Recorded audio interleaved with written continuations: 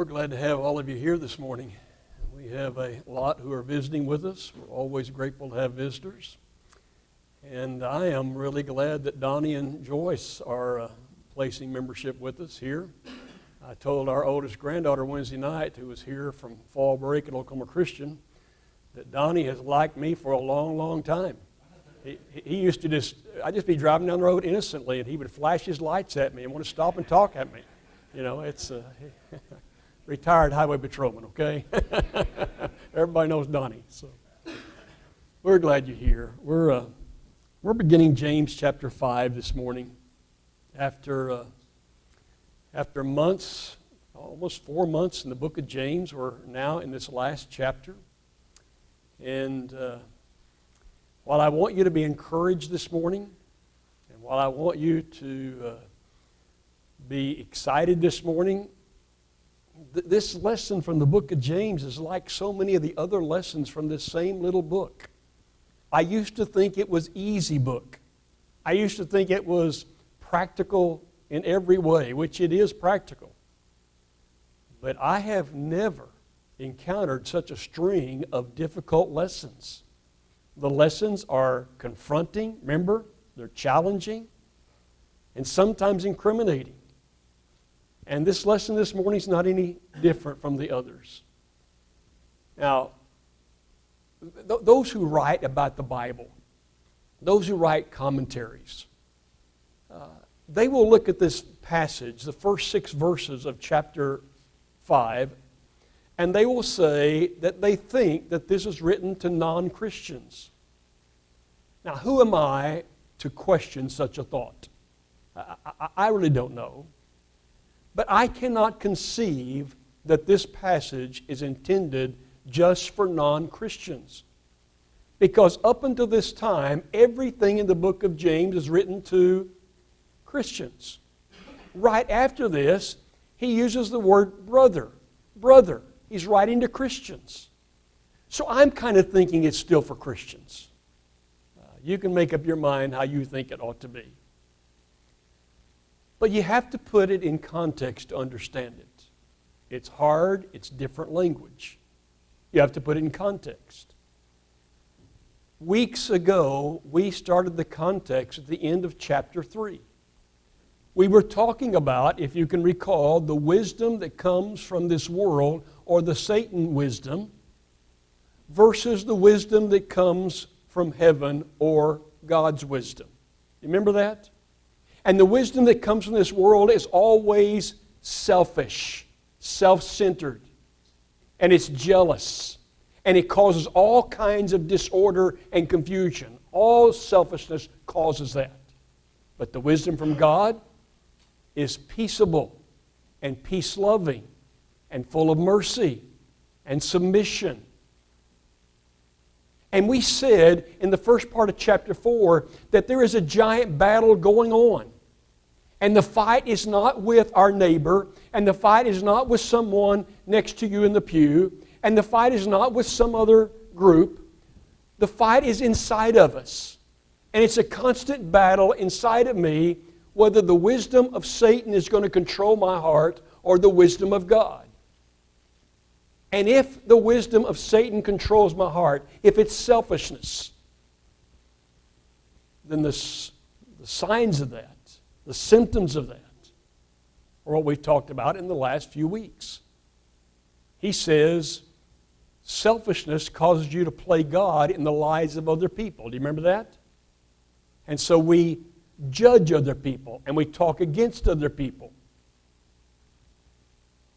And the selfishness causes us to play God in our own lives. And we make all these grand plans. And we talk about when we're going to go and where we're going to go and what we're going to do and how long we're going to do it and what the result will be, and all the while we leave God out. And James says that's boasting and that's bragging, that's just selfishness. And now, he continues, I think, in that same frame.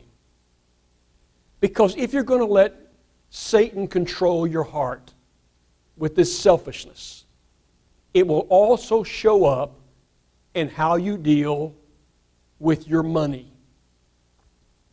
Now, I don't like to talk about money any more than you like to hear about it, right? It's a difficult subject. I'm surprised, though, throughout Scripture, how often it's mentioned. It is mentioned frequently. The reason being obvious, that it is a part of everyday living. And so while I think he's talking to Christians, he begins it like this. Now listen, you who are rich. Well, that's an interesting term too. You who are rich? Who's that? Some people would look at me and say, he's rich. I in turn look at others and I say what? They are rich. It's a relative term. And I'm going to tell you that all the way through the Scripture, it's not how much money you have that the Scripture is going to talk about.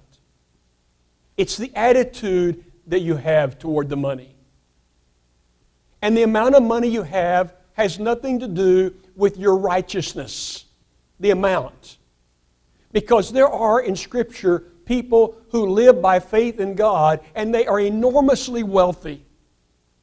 And there are people in Scripture who are faithful to God and they have nothing, very, very little. It's about the attitude. So I read these verses. They are not comfortable. They're not easy verses. Now listen, you rich people. Weep and wail because of the misery that is coming upon you. Your wealth has rotted, and moths have eaten your clothes.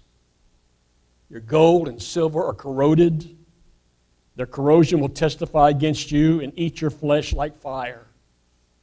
You have hoarded wealth in the last days. Look, the wages you failed to pay the workmen who mowed your fields and are crying out against you. The cries of the harvesters have reached the ears of the Lord Almighty. You've lived on earth in luxury and self-indulgence. You've fattened yourselves in the day of slaughter.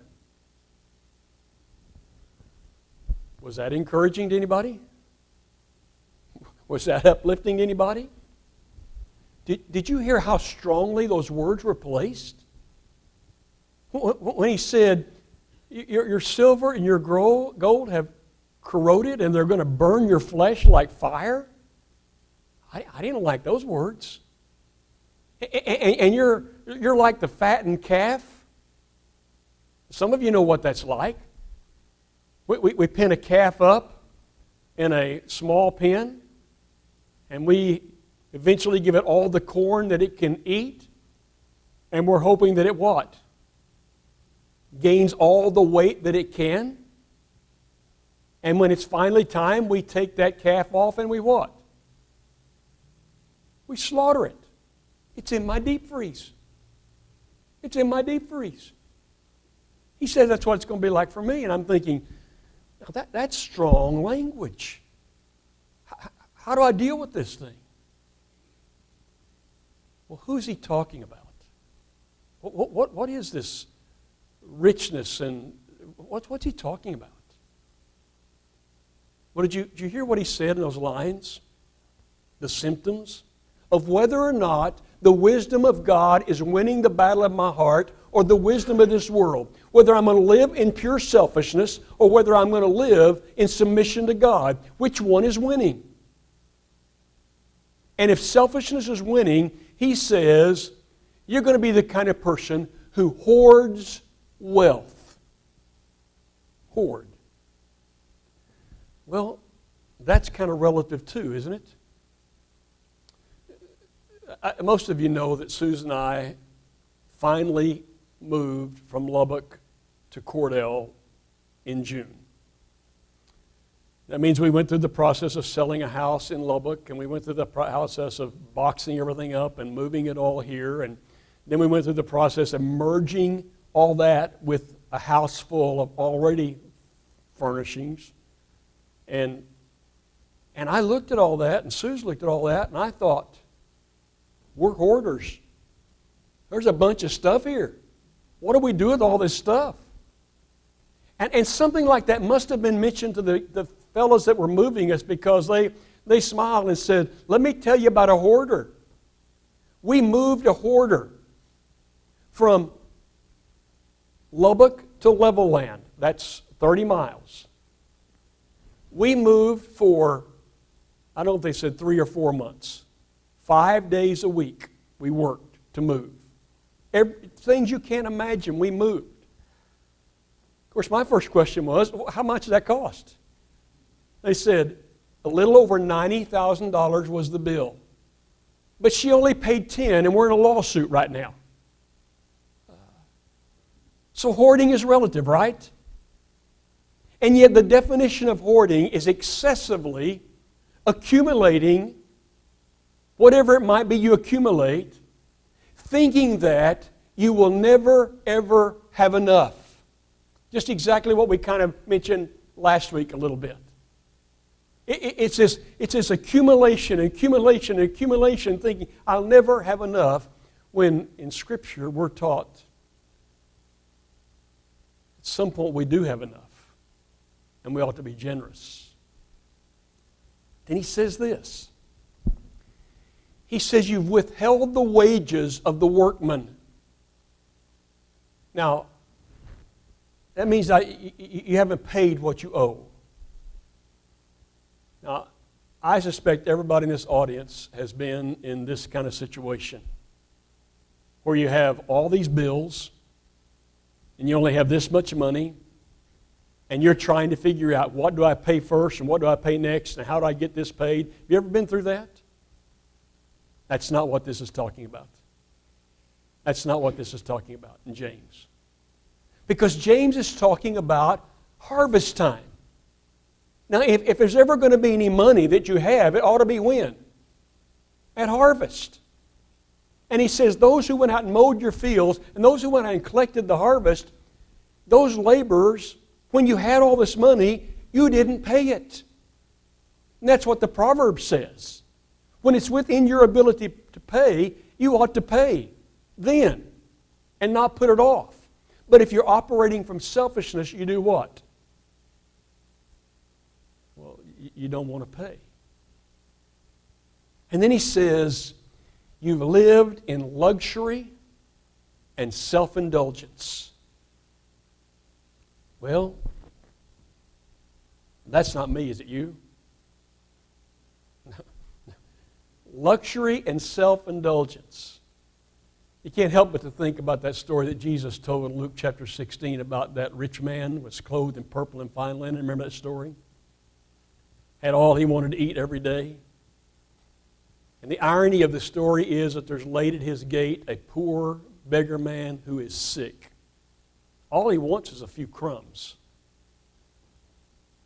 But in the story you get the strong idea that the rich man never even notices. He just doesn't pay attention. Why would I not pay attention?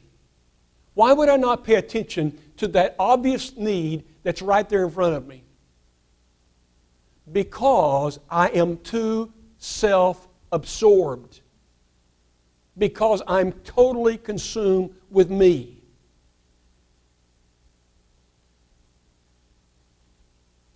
And James says we're in a battle this morning. We're in a battle.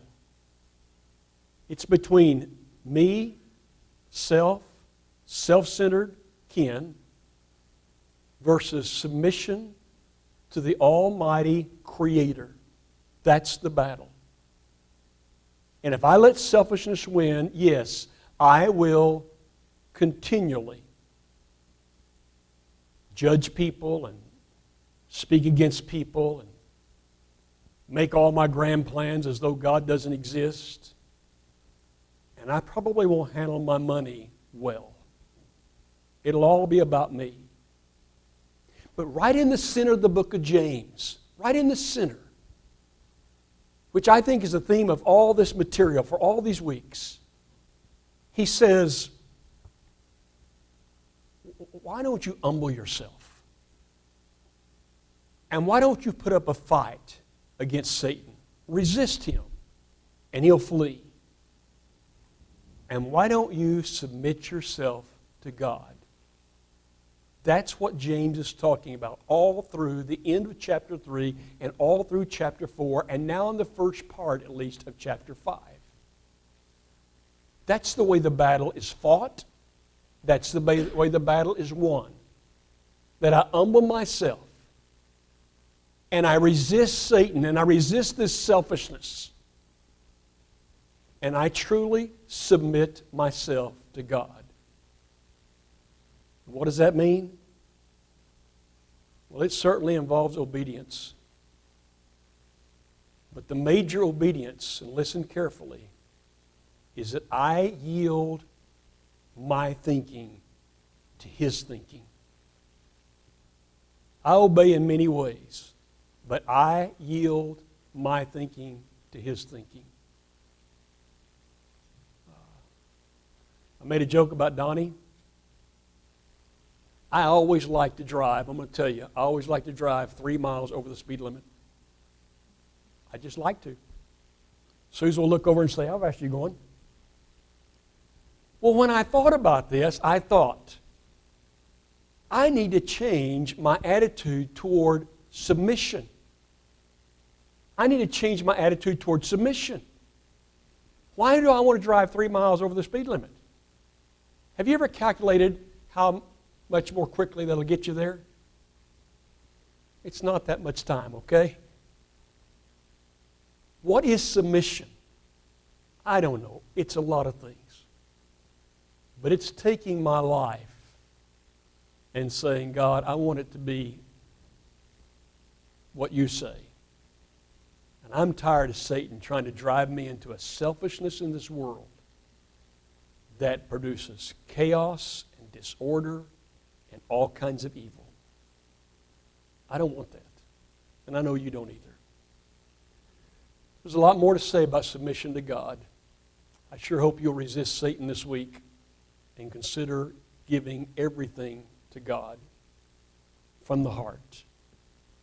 Let's stand and sing.